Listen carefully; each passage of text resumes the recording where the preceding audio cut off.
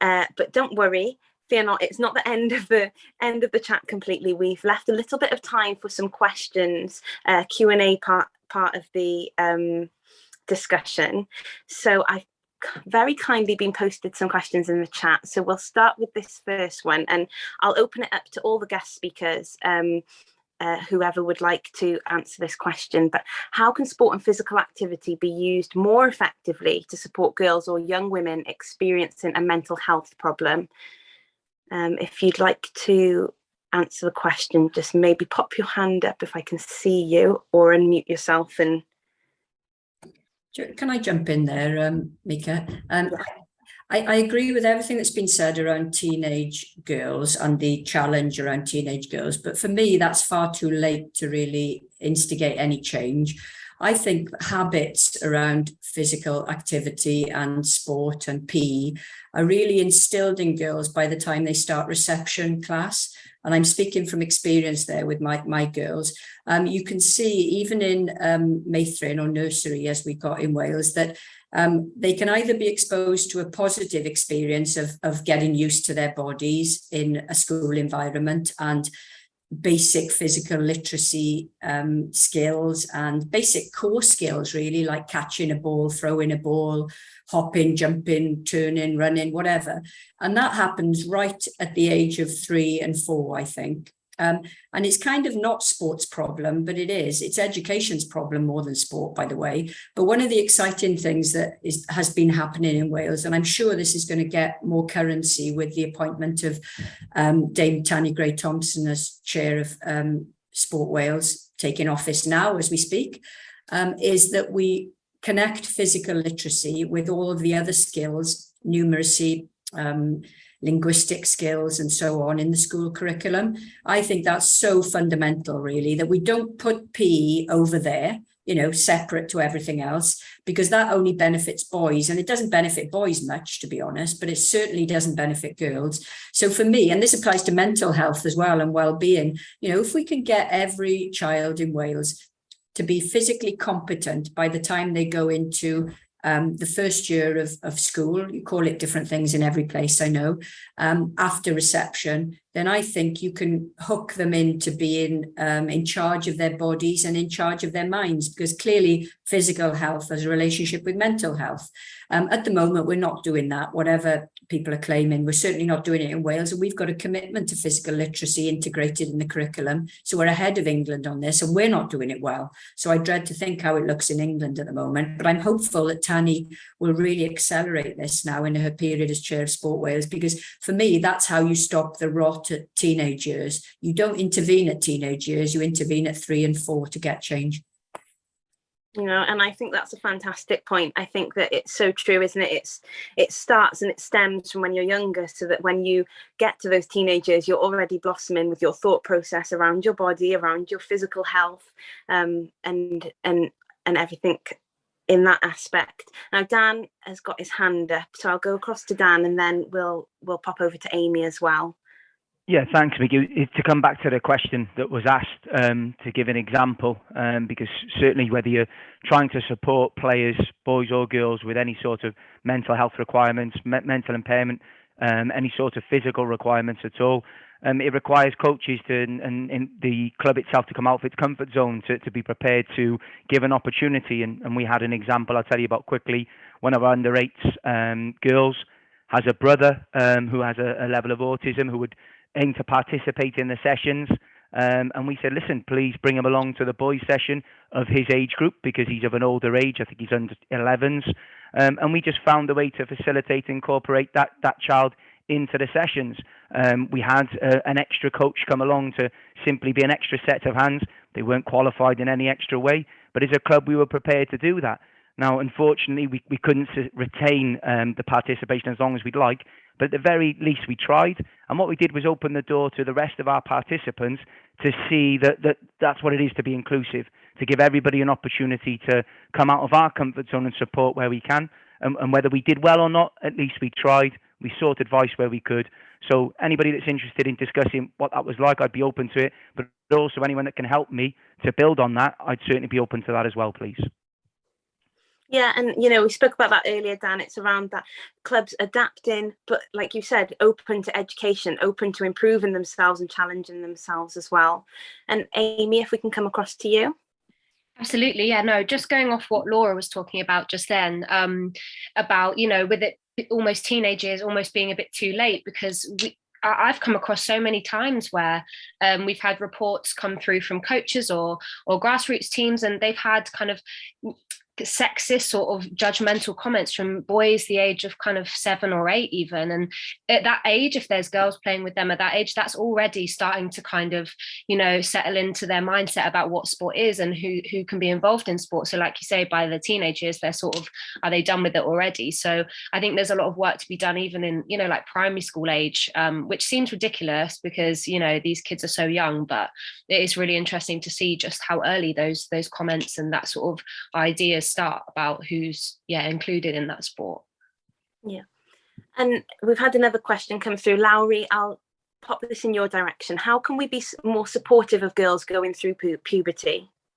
Yeah, first of all, it's normalizing the conversation, right? Again, it's something that we talk about in environments for her when we were speaking to young girls. And do you know what, when we first started pulling this resource pack together and I was speaking to men about this, I even found myself getting sweaty palms talking about periods and sanitary bins. What is that? It's such a British thing, isn't it? That we get all awkward talking about periods. God, even saying the word out loud then, right? We've got to normalize the conversation because, starting your period as a, 12, 13, 14-year-old girl is the most awkward and difficult time in a young girl's, life. And it's such a big moment for them.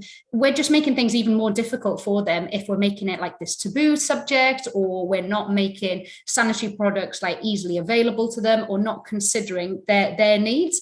And honestly, when we spoke to our women's national team players about this topic, they were so open and honest about talking about some of their experiences as young girls. So again, another plug for Environments for Her. Go and check it out because they're really normalizing the conversation. And when we have been speaking to dads and male coaches about this, they're saying things like, oh God, yeah, never even considered that. Well, no, of course you haven't, because you haven't had that lived experience, right? So what we need to be better at is creating an environment where girls are able to feedback, because often a 13-year-old girl doesn't want to go to her male coach and say, hey, can we just get a sanitary bin in the toilet? So how do we create safe spaces for them to do that? Is it via Google polls? Is it via, little leadership groups? Is it via that female role model? Maybe it could be a female coach at the club, female secretary, chairperson, whatever it might be, but just opening up those conversations so that they feel like they can talk about it. And I'm sure Kate has got loads of insight on this area, actually, because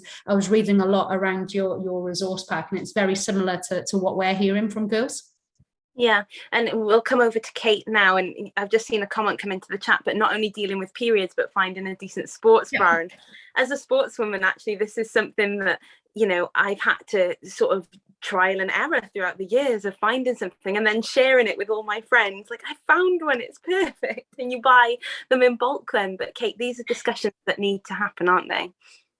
Yeah, and I think, Larry, you're absolutely right. We don't have the discussions, and the girls actually need permission to have those discussions, because otherwise they're embarrassed about doing it. But I think the other thing to bear in mind is that when girls are taking part in sport and exercise, there is no one to tell them just the little tips about how to actually manage things like periods and sports bras and growing up within a sporting context. So actually what we hear is lots of girls, it's trial and error. So they wear the wrong bra, they get laughed at, somebody jokes about it, they feel uncomfortable. And actually that can have a very big impact on how they feel about their body shape. We talked about over 40% of girls thinking, actually, I don't have the right body shape anymore when I come into sport because of some of these bad experiences. And I think, we have to think about tackling and just helping girls really understand that. And I know we've just launched an initiative called Big Sister.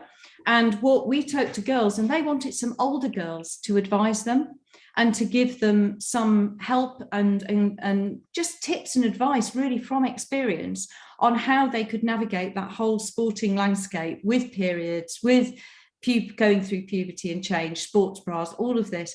so that they can just get a little bit of tips and advice really from people that have recently been through it and really understand what these girls are going through.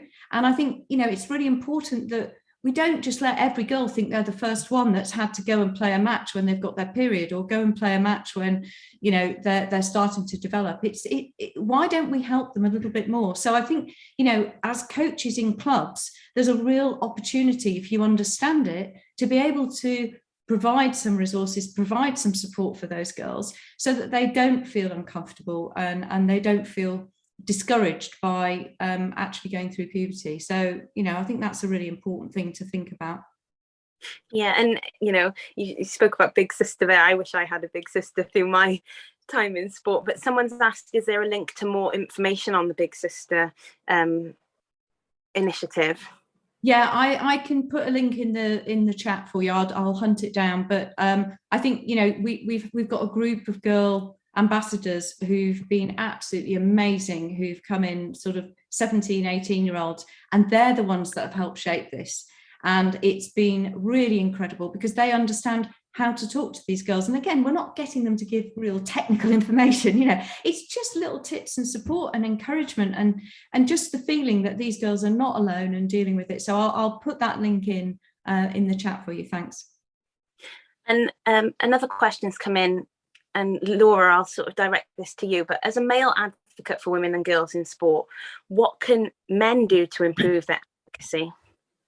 Yeah, I had a little go at answering that in the chat because I didn't know if we'd get to it in time. So I just picked on, there's lots you could say here, of course, and the others will have their own views.